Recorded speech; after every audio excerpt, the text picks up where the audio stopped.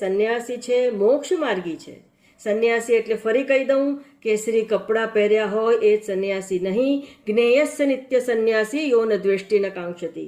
સંન્યાસીની વ્યાખ્યા ઉપનિષદોમાં અને શ્રીમદ ભગવદ્ ગીતામાં પણ આપેલી છે.